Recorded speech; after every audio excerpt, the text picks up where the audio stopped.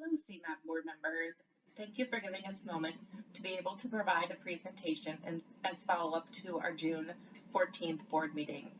I will now hand it over to Daniel Como to talk about the system we want.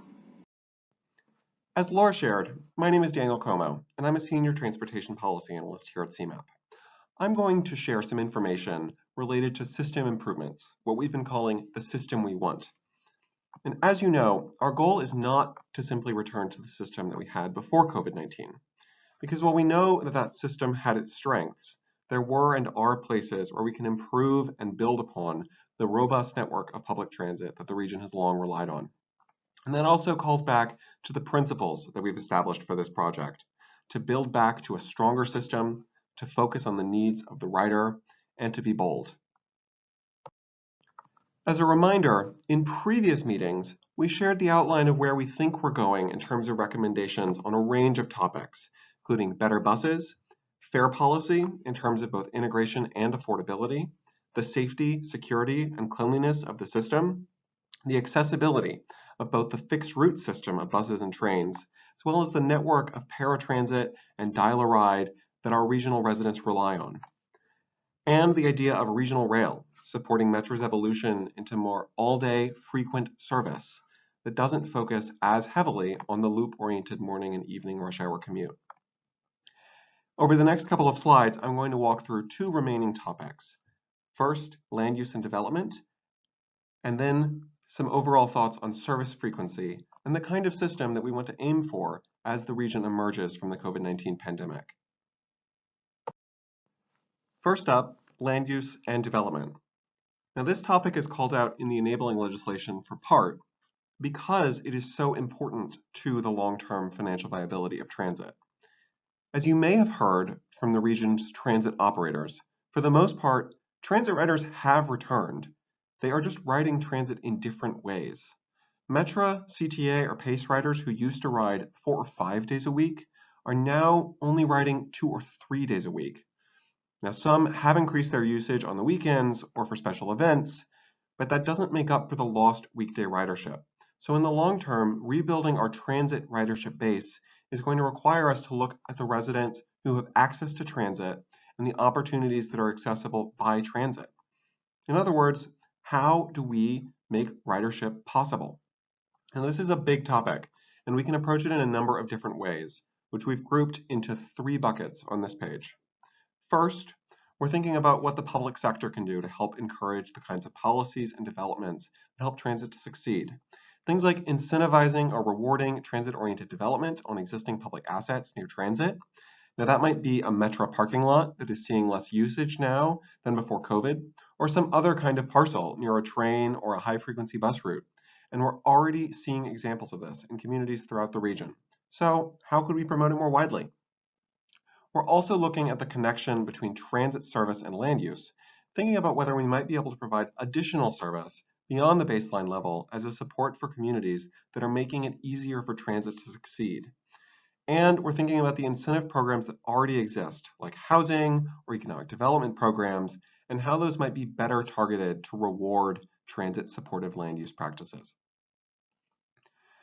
Now, this concept of improving existing programs leads nicely into the second bucket, which is supporting private sector shifts. Now, this would build on recent and ongoing efforts at the state level, like HB 2068, which requires larger employers in the RTA service area to provide employees the federal pretext transit benefits. But we're also looking at other options, ranging from tax credits to employer requirements that could help to make more non-car options available. And we're looking at incentives and policies that promote site selection or development decisions that make it easier for transit to succeed.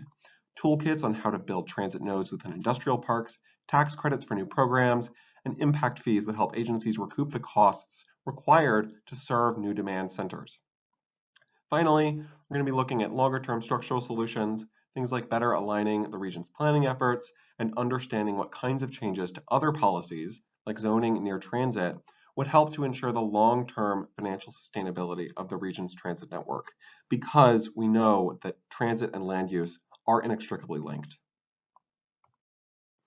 The other topic that I want to walk through today is the ideas of service frequency, because we've shared many ideas, both today and previously, on how to improve our region's transit system throughout this process.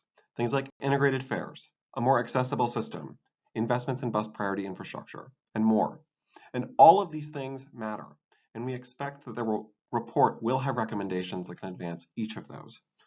But through this process, there's also a core principle that has helped to drive our decision making. If you ask transit users what they want, which we have, and the service boards have, the most common answer is more frequent and reliable transit service. People want more metro service, more PACE service, and more CTA service. They want to be able to use the system at more times of day in more places. And they want to schedule their travel around their own needs, not around a bus route that comes once an hour.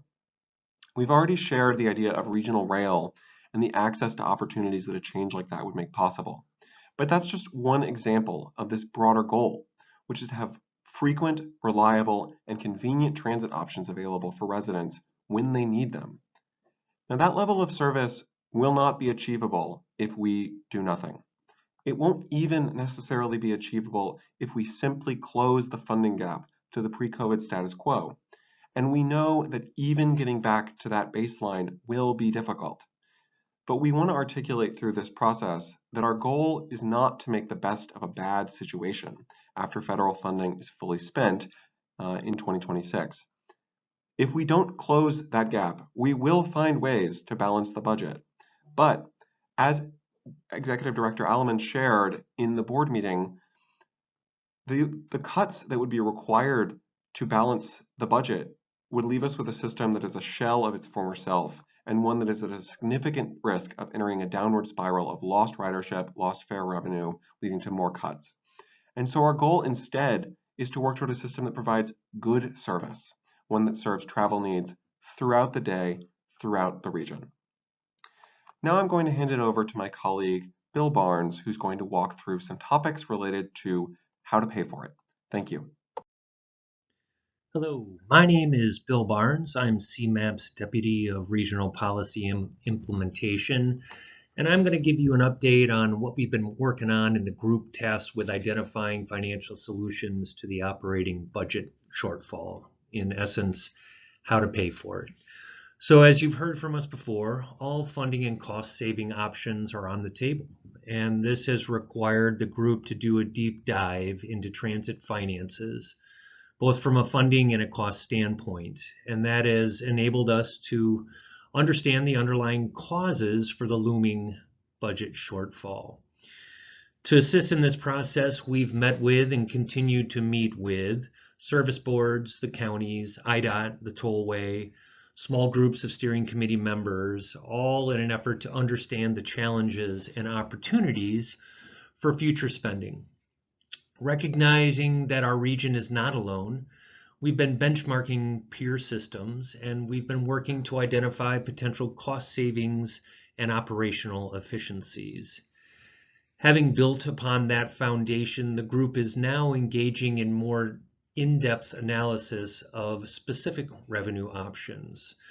This is, after all, a situation where new revenues are required. This is not a situation in which the transit agencies can cut their way out of to solvency. To that end, and as we explore financial options, we're forecasting expected funds and comparing them to the system we want. Today, we will touch on some of the financial options that are under consideration. As all of the options are fully fleshed out with a more complete analysis of their pros, cons, costs, and benefits, they will be presented to the discussion group for consideration and prioritization. It's important to recognize that there is no silver bullet here. No one single funding option can and will save the day. Rather, all of the options need to be considered as part of a larger solution. Some options have minimal administrative burdens and can be implemented quickly, while others will take more time to study. As such, the final suite of solutions that gets presented to the PART Steering Committee will likely take the form of a menu in which short-term solutions are identified for immediate implementation until longer-term solutions become viable. This presentation touches on sales tax, road-generated funds, and system-generated funds.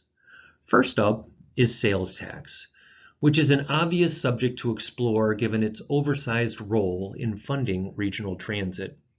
In consultation with our consultant, S.B. Friedman, 3 options for revising the current sales tax funding mechanisms are apparent. They are 1. Adjusting existing sales tax rates, 2.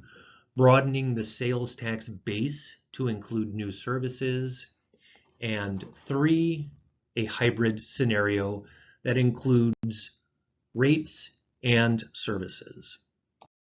So why are we looking at expanding the sales tax base to services? As we've shown in the past and as demonstrated in this slide, household spending has seen a gradual shift from goods to services over the past decades. While the current sales tax regime is primarily focused on goods and producing revenues, it is nonetheless focused on a declining sector of the economy. Our mandate is to secure sustainable transit funding, which necessitates consideration of a broader sales tax base that includes services.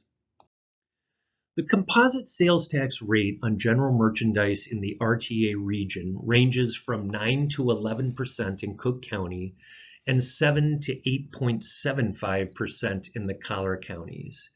Increasing the portion of that rate associated with the RTA sales tax, even by just 0.25%, could produce significant revenues to fill the anticipated funding gap. Any such decision, however, needs to be made in the larger context, namely that sales tax rates in Illinois, the region, and the county, on average, are already some of the highest rates in the country.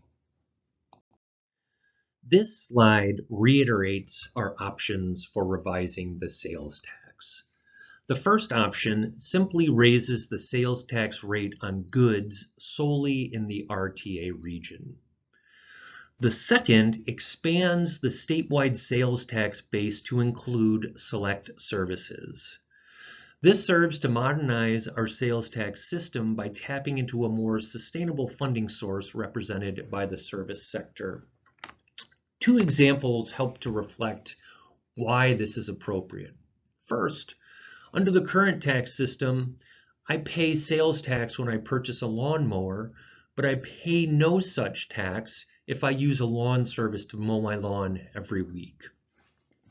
Another example concerns software as a service. Back in the day, you would pay sales tax on software as a good, meaning when you purchased Adobe Acrobat, you would buy a CD and pay sales tax on that, and every time you updated that software, you would purchase another CD, which would tax additional sales tax. Now, software is purchased and obtained via the internet, and no such tax is levied.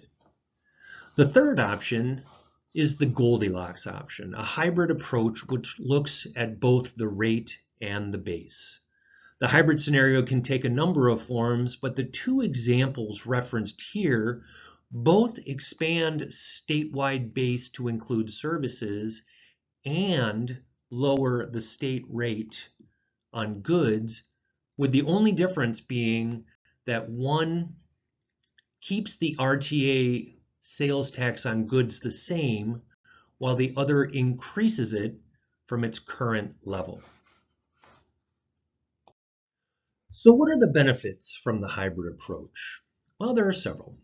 First, the hybrid approach would reflect a reduced composite sales tax rate to be experienced by consumers. This means that generally speaking, the prices consumers will pay for goods will decrease. Second, from an equity standpoint, tax burden is shifted to those with the ability to pay, as they are the most likely to consume services. Thirdly, it increases funding for transit and government at all levels. And 4, to the extent that the state is receiving additional sales tax revenue, it increases its ability to match the increased sales tax revenues received by the RTA and provide additional support, such as additional funding for paratransit service in the RTA region. As we consider expanding the base to include services, it's important to structure the sales tax on services correctly by selecting the right services to tax. Some of the key considerations for identifying service sectors include targeting high growth sectors and avoiding low growth sectors, avoiding business-to-business services on intermediate goods, which would create tax pyramiding in which businesses would push those additional costs to their consumers, and accounting for the impacts on small businesses and interregional competitiveness. So as our consultants are looking into appropriate service areas, they're looking at recreational services, including campgrounds, dance studios, golf and country club fees and dues, financial services, which would include employment services, security and detective services, and investment counseling, and then other services. So those would be moving services, non-residential garbage collection and disposal, non-residential sewage services, sign construction and installation, extermination services, and pet grooming. The second bucket of funding that we are considering are roadway generated revenues. Roadway generated revenues are another obvious source of transit funding given the inextricable link between transit and transportation. That link is reinforced by the fact that most every transit rider represents one less vehicle on the roadways, which has the effect of reducing congestion for road users. This slide identifies with a broad brush the roadway generated revenues that are under consideration by the How to Pay For It discussion group. They include parking fees, an increase in the vehicle registration surcharge, an increase in the motor fuel tax, reallocating state road funds, tolling, road user charges, and a cordon price for the central business district in the city of Chicago. The implementation options are ranked short-term, medium-term, and long-term to reflect the expected time frame for implementation, and that is largely driven by the administrative burdens of each. The third area where we anticipate transit funding is in the realm of system-generated revenue. This is largely represented by fares, but also includes ad revenues, and it makes up another major funding source for transit. This is driven largely by the farebox recovery ratio, which currently requires a 50% of the operating budget to be comprised of fares. While fare revenues have dropped due to pandemic-related ridership changes, they are on the rise and should be analyzed to determine whether they can be increased to drive a greater share of operating funding. This, of course, raises equity concerns and serves to highlight the intersection between the various discussion groups. To that end, the System We Want group is working on the balance between increasing fares to adjust for inflation while also protecting vulnerable riders with a low-income fare subsidy.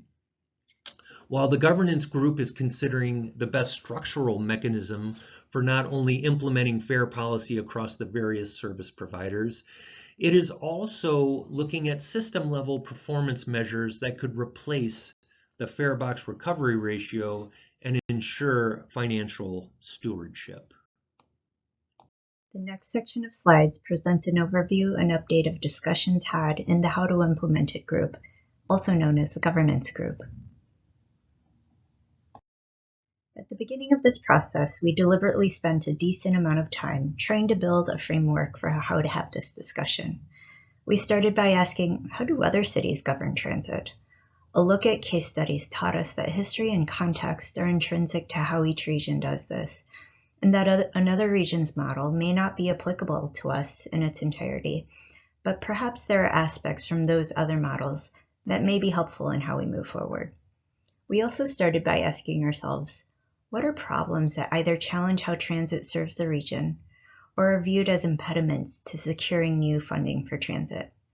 Based on input from stakeholders and things we heard from other discussion groups, we developed a series of problem statements that relate to concerns around accountability, service coordination, funding allocation, the role of state and regional entities, and fundamental to all this is a concern around having a fragmented way of decision-making when it comes to transit. We did a lot of this foundational work so that by the end of this process, we could build a case for our recommendations and speak to how this matters to the customer and the taxpayer as reflected in the problem statements and the recommendations coming from the system we want and the how to pay for it discussion groups. So as we learn from the case studies, we may not be able to adopt another region's model of governance in its entirety, but perhaps we can look at aspects. So to help you see how we're approaching this discussion, we have looked at the array of functions that comprise the overall transit system. Within the system, there are functions that relate to service, to funding, to fare policy, and so on. And then, within each of these functions, we explored the value of how centralized or decentralized those functions might be so that transit can more effectively deliver the system that we want, and so that transit can better demonstrate good stewardship as we make an appeal for additional new transit funding. So here to illustrate as an example, we can see across the variety of functions that live within the transit system that depending on the function, we could foreseeably have a different approach to where we sit on the spectrum of centralization and decentralization. Not long ago, we asked the PART Steering Committee to take a survey and give us their feedback related to certain transit functions and how centralized those functions should be. From those results, we saw that there was strong consensus around centralization of fare policy, accountability, and prioritization of capital funding. On the other hand, there was stated desire for less centralization around aspects of service operations, day-to-day service planning, as well as decisions around prioritizing state of good repair needs and managing construction projects. In addition to discussions around function, we have also discussed the matter of form. To date, we spoke of a spectrum of options that provide a general idea of the level of structural reforms that could be pursued. At the top, most decentralized, you can see the first two options to minimize the role of RTA or keeping the status quo have both been grayed out. Neither of these options would help us address the problem issues identified at the start. The remaining options include keeping the structure the same, but consider a different way of allocating funds to the service boards. After that, there's the option of keeping the current structure, but strengthening the RTA. And finally, the most centralized option is a full integration of all agencies into a single regional entity. In our most recent discussions, we have now combined input from the steering committee as it relates to form and function. That allows us to begin in earnest a discussion around potential options of reform. In the coming weeks, we will begin screening these options against the problem statements and the recommendations coming from the other discussion groups to see which options are most effective.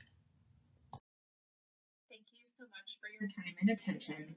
In the course of the next 2 months before our September board meeting, we will be delivering white papers and video presentations to you, as well as creating some topic-specific meetings with each of you this summer.